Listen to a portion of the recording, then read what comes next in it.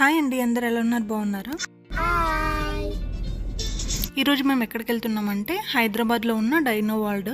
ఇది ఒక theme park అండి. ఇది వచ్చేసి బందర్ విరాల అనే గ్రామంలో ఉంది.